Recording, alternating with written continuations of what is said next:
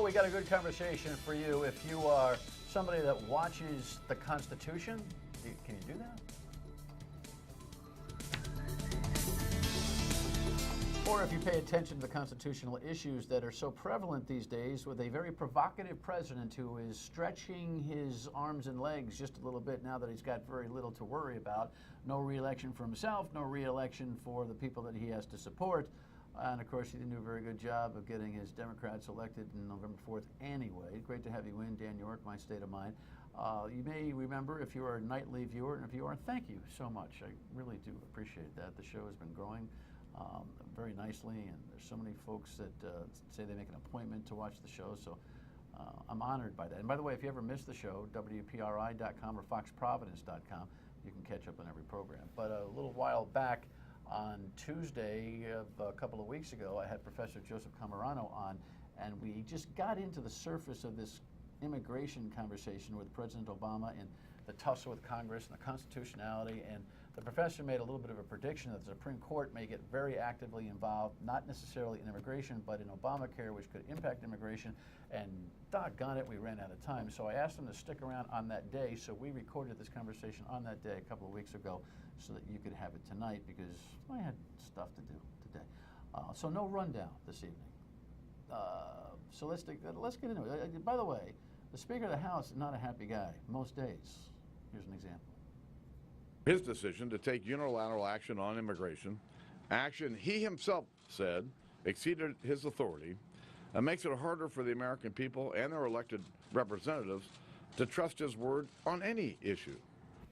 So that's the tone. Professor Cammarano, thank you for joining me. Good. And for continuing the conversation, let's do some Cliff's Notes on the conversation we had 10 days or so ago about the constitutionality of President Obama's presidential action and executive orders on immigration.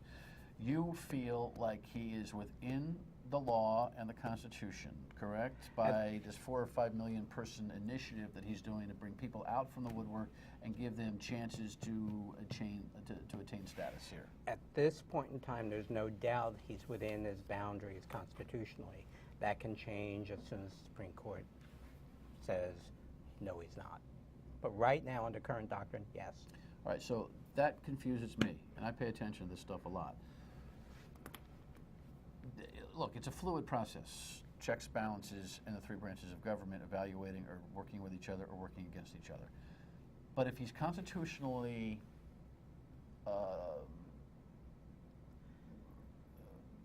satisfactorily behaving right now, but the Supreme Court weighs in,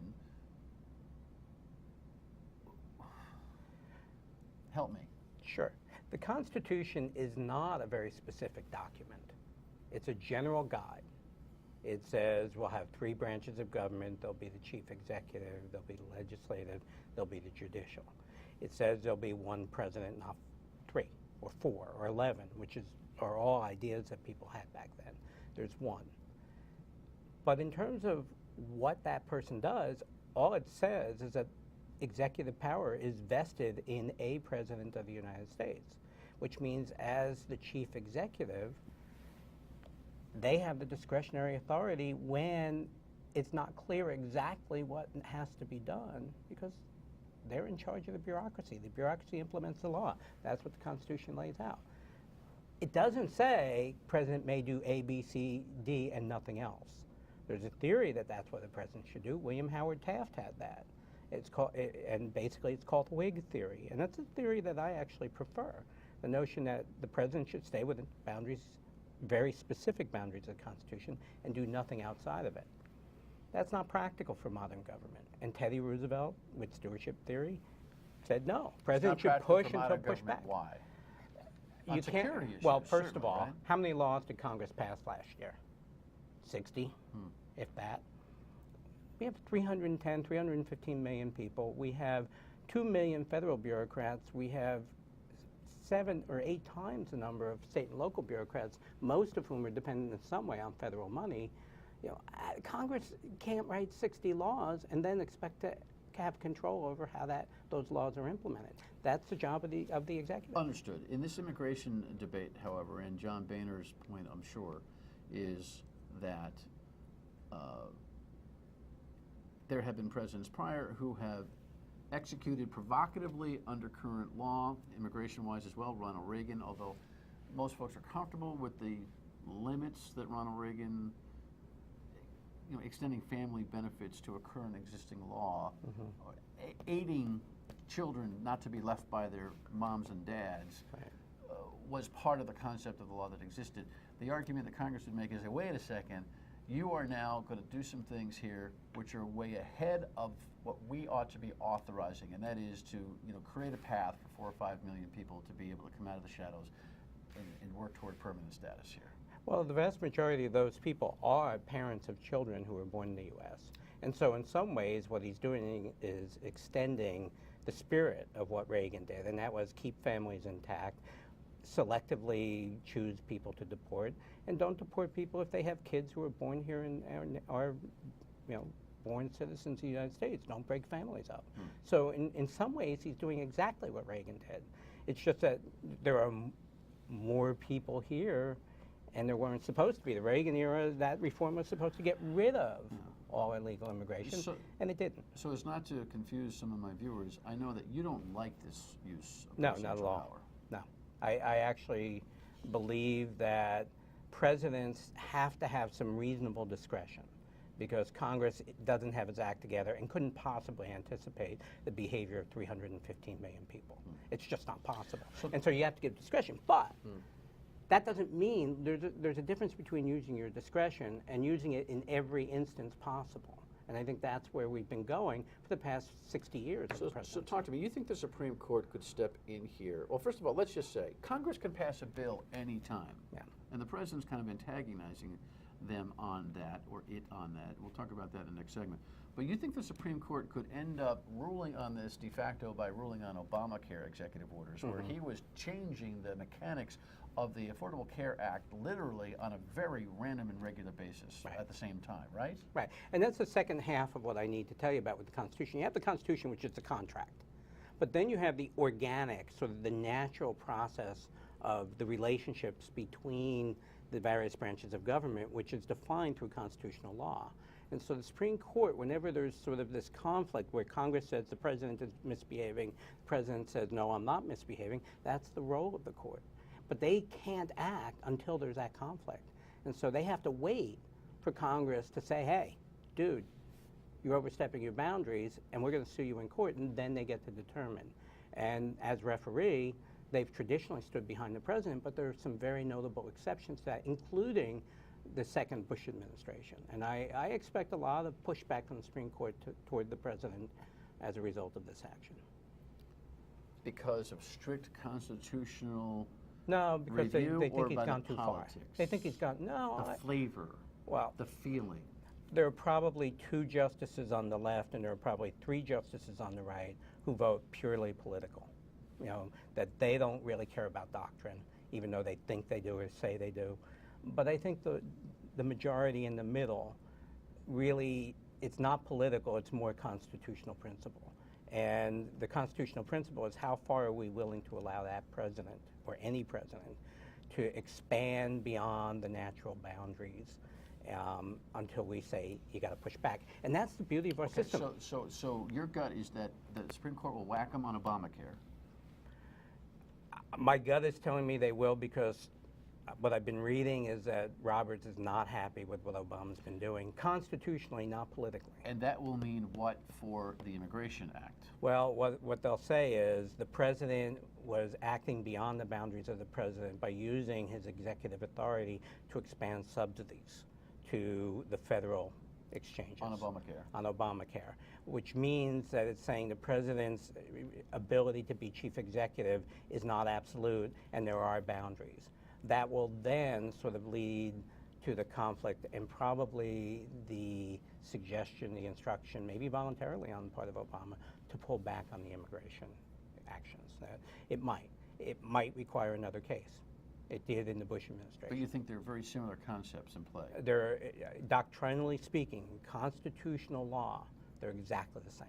There is, what is the constitutional boundary of an executive action that is not specifically granted, but is generally provided for in the Constitution? All right, fascinating stuff. So the politics of this thing is It just is fertile ground for conversation and for teaching students at PC. We'll talk about it when we come back.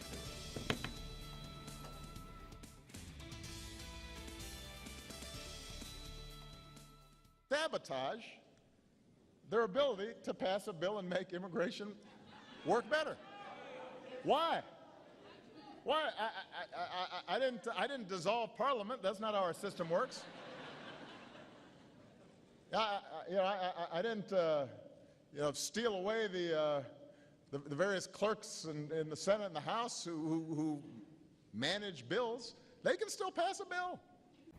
They really can. They can still pass a bill. And the one thing that I had said, Professor, about the president's move here from a political point of view is that if he wanted to be a sportsman, he could have given one last warning to Congress and say, hey, you know what, 90, 120 days out into 2015, I'm going to lay this executive order on you. So if you don't want that to happen, why don't you guys finally write the bill? He didn't feel like being a sportsman or taking my advice. But would that have been a more palatable way to get this whole thing done, you think? Well, it depends on what the goal is. I think American politics in general, all politicians on the national level care less about getting things done than they care about winning and scoring points. And so I think we're in a sort of an era where ideology drives everything. Nobody cares about public policy. All they care about is gotcha. And they're going to go after people, so it's all symbolism and no substance. I can't argue that. There's got to be a little substance that squeaks in, in the cracks during all of this, because too much lack of substance for too long, even the American people wake up and say, wait a second, there's no substance here. Well, here's the substance. As president, because they're the chief executive, presidents can do substantive things without Congress doing anything substantive. And so in some ways, winning the White House is checkmate. Because in this era of stalemate with divided government, presidents actually can do the sorts of things that Obama's doing. Because, again, Congress isn't going to pass a law. Democrats have enough votes to block any legislation in the Senate. It's going to be very difficult for the House and Senate to come up with the same versions because the House is more conservative than the Senate on the Republican side. And so, Obama's in Fat City in some ways. He can do what he wants. And, yeah, Congress could write a law, but they're not going to. You don't think we'll see something from them in the next 3 Oh, I 4, hope we 5 do, months? and I hope I'm proven wrong. But I believe that Republicans would only lose by trying to write legislation on this. And so what they're going to do instead is they're going to do what Obama is. They're going to talk a great game, but Obama has substance. He's the chief executive. He can implement these things. On the immigration side, however, the Republicans, on the immigration issue, the Republicans really want to see a border policy. They want to see a fence, for crying out loud. Some do. The thing that might be a new element. I mean, there's more money in this presidential action, executive order for border security, but there's not a definitive plan about what we're going to do between here and Central and South America, right? So they could add that to the mix. Yes? No? They could, but that is actually playing right into the hands of Democrats. That a border fence is not going to happen to the extent where it's going to stop immigration, because the reality is a lot of these immigrants come by plane. And planes can actually fly higher than fences. So I think we have to be a little realistic here, that most of the border is not with Mexico. It's with Canada, it's with oceans. These people come across all different places. In addition, for the Republicans, it's a lose-lose because they're not going to be able to stop illegal immigration. The only thing that stops illegal immigration, as we saw for the past several years, is bad economic times where illegal immigration has gone down by 50%. Yeah, I think the other thing that we've got to remember is that while Republicans are able to get away with some smoke and mirrors identity for being tougher on immigration, we got a corporate America that loves the idea that cheap labor is available. Of course. So there's not a lot of intellectual honesty going on both sides of the aisle here, right? Exactly. But again, I think Republicans are actually ill-advised to focus on this issue. They should sue them in court, hope the Supreme Court pushes them back, move on to the next issue.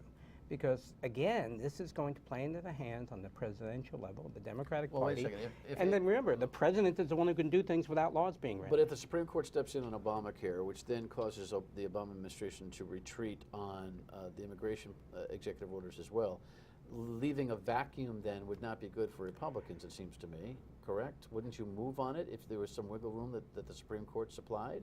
Well, the Supreme Court's going to push the president back, but they're not going to push the president back so far that the president doesn't still have discretion. They're going to say the president still retains discretion. However, when they go beyond reasonableness, and reasonableness is a legal standard, and constitutionally they use reasonable or rational basis. And so, you know, if it's beyond reason, they'll push him back. But as long as he's within reason, they're not going to stop presidential discretion. Okay, so on the immigration matter, what's the practical sum result for the average person like me and the viewers trying to figure out who gets to stay and who gets to go? Well, basically, currently, if Obama's position stands, it's people who are illegal or undocumented and have kids. That the vast majority of people who are not eligible don't have any children. And so it's basically people with families, particularly children who were born here since they came, are the ones who are protected. Will it cause the bureaucracy to just kind of retreat even past the family status? In other words, for individuals who are here but not breaking the law. Well, I would argue wonder, that it does the opposite. That in order to prove to the American people that it really is to extend that spirit of keeping families intact, the Obama administration, which is in charge of that part of the bureaucracy, will say, but we want you to get even tougher on those without kids. And so my guess is they're going to get even more strident on illegals who don't have children who were born here. It's fascinating stuff. When we come back, all the politics involved in Ferguson, and maybe a couple thoughts about what happened here a few weeks back. Stay with us.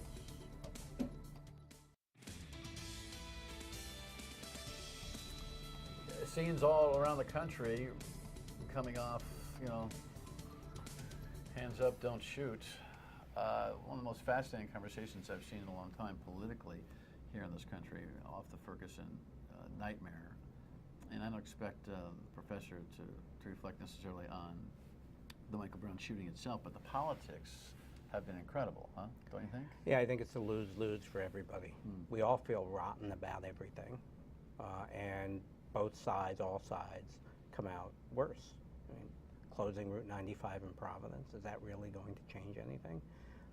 On the other hand, the reality is, if I were African American, I would have been stopped by cops a lot before being 54 years old, and I've never been stopped. Yeah, but I'll tell you, I think most people are very fair-minded about this when they stop and listen to the challenges. And I've been having a bunch of shows on radio and TV about this, and look, you know, I'm no bleeding heart liberal by any stretch of the imagination, but I can walk in somebody else's shoes if I'm allowed to for a moment. And I think we just have to recognize some of the crime stat data and the inequities that exist between black and white prosecution, and recognize that the numbers are like this. Now, there are reasons why the numbers are like this that are legitimate, and black America and its political leadership aren't doing a very good job of being candid about it, and white America just doesn't want to hear about what the truths are, and so that's the problem. But I'll tell you, this king of the hill mentality in black politics, minority politics in general, which is my theory, which is you keep people down, make sure that they're victimized and that they got problems because you're the guy that can solve it, you need to stay where you are type of stuff, really,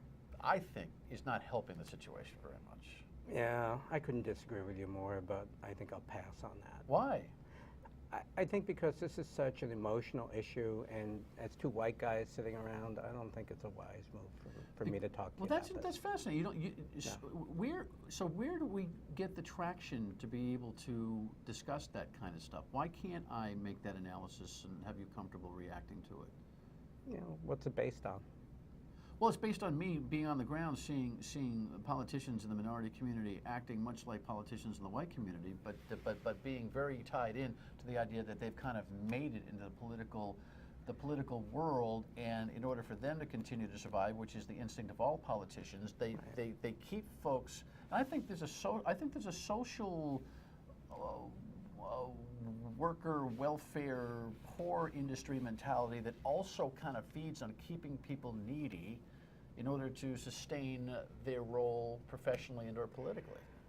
That's a theory that I've heard, and I've seen no empirical evidence, so I'll accept your anecdote. All right, well, then there's another show that we've got to do here. There's another show that we've got to do here on all of this.